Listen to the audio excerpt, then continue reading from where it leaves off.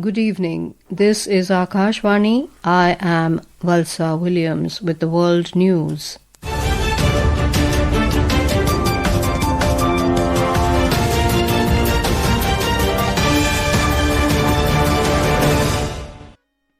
The headlines.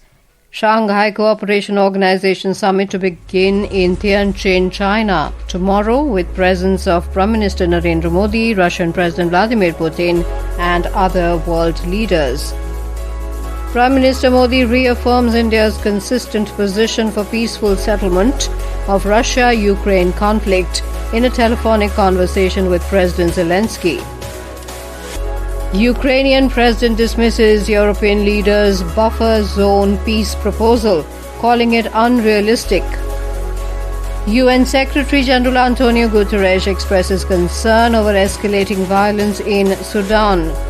And Thailand's cabinet appoints Deputy Prime Minister Phumtham Vechayachai as acting Prime Minister. Prime Minister Narendra Modi has reached Tianjin in China on the second leg of his two-nation visit. The Prime Minister will participate in the 25th summit of the Shanghai Cooperation Organization beginning tomorrow. Our correspondent covering the Prime Minister's visit reports Mr. Modi, along with other leaders, will deliberate on issues such as regional security, connectivity, sustainable development and global cooperation. More than 20 heads of state and 10 leaders of international organizations are expected to attend the summit. Prime Minister Modi and Russian President Vladimir Putin are among the prominent participants. More from our correspondent. From the Prime Minister Narendra Modi's arrival at Tianjin airport to his journey to the hotel, the atmosphere was charged with warmth and excitement. People appeared overjoyed to catch a glimpse of the Prime Minister. Chinese women artists trained in Indian classical music by renowned Indian musicians presented a soulful Bande Mataram song on sitar, santoor and tabla. In addition, Chinese dancers performed graceful and well-coordinated recitals of Bharatnatyam, Odissi and Kathak, leaving the audience mesmerized. The rich colors of Indian culture on display made the Prime Minister's welcome truly unforgettable. During the two-day summit, Prime Minister Modi will take part in deliberations on critical issues including regional security, connectivity, sustainable development and cooperation among member states. Ritesh Kapoor, Akashvani News, Tianjin. Earlier, Prime Minister Modi concluded his two-day visit to Japan. After attending the 15th India-Japan Annual Summit yesterday, Prime Minister Modi met with the governors of 16 prefectures in Tokyo today. The Prime Minister highlighted the potential of the states' prefectures' collaboration and urged action under the State Prefecture Partnership Initiative launched during the 15th Annual Summit for Shared Progress. Following the talks, Prime Minister Modi and his counterpart Shigeru Ishiba reached Sendai in Miyagi Prefecture by Shinkansen bullet train and visited the Tokyo Electron Factory, a major manufacturer of semiconductor production equipment. The Prime Minister gifted stone bowl set with silver chopsticks to Mr. Ishiba and a pashmina shawl in a papier-mâché box to his wife. More from our correspondent. In a major diplomatic and economic breakthrough, Prime Minister Narendra Modi and Japan Prime Minister Shigeru Ishiba unveiled a bold strategic blueprint to redefine India-Japan ties over the next decade, with far-reaching agreement across key sectors. At the heart of the outcomes was the India-Japan joint vision for the next decade, a 10-year strategic framework identifying 8 priority areas. Among the most notable economic announcements was Japan's commitment of 10 trillion yen in private investments in India over the next decade. The two leaders also signed a joint declaration on security cooperation. Om Avasthi, Akashvani News, Tokyo. Prime Minister Narendra Modi today held a telephonic conversation with the Ukrainian President Volodymyr Zelensky. More from our correspondent.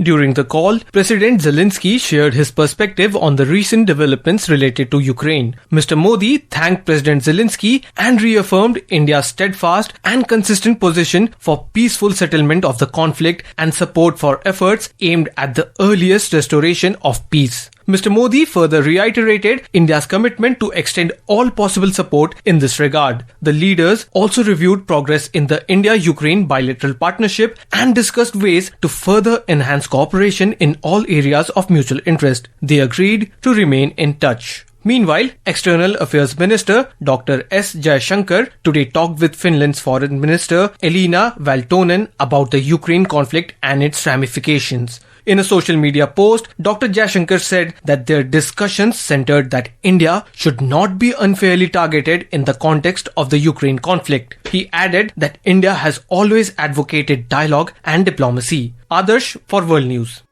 Meanwhile, Ukrainian President Volodymyr Zelensky has dismissed the proposed 40-kilometer buffer zone between Russian and Ukrainian forces as unrealistic and a de facto surrender of territory. European leaders introduced the idea as part of a broader peace plan aiming to de-escalate the conflict. Zelensky argued that modern warfare, especially drone capabilities, already creates a natural 10-kilometer dead zone, rendering the proposal obsolete.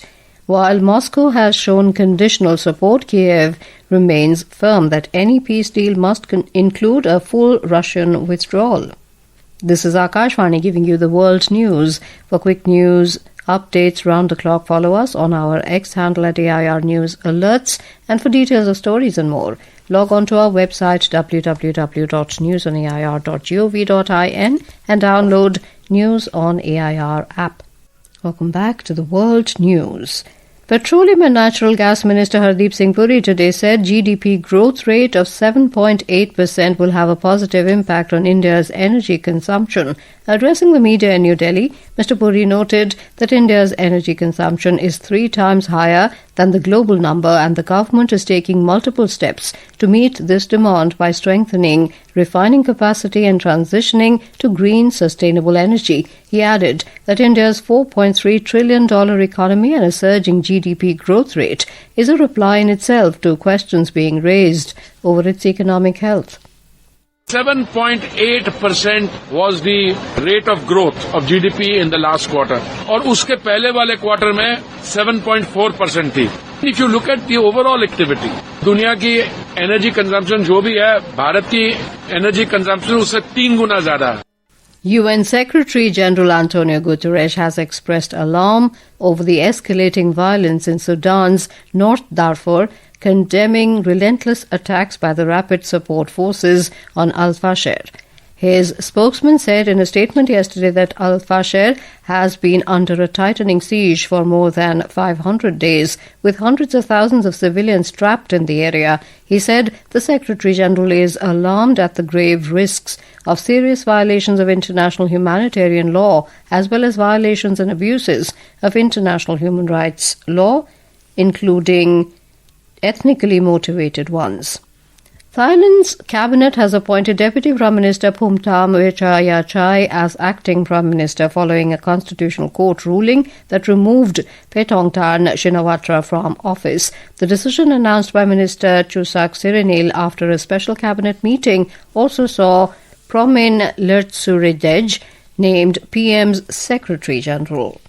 The World Health Organization (WHO) has raised alarm over a sharp rise in global cholera outbreaks driven by conflict, poverty and climate-related disasters. From January to mid-August this year, over 409,000 cases and more than 4,700 deaths were reported across 31 countries.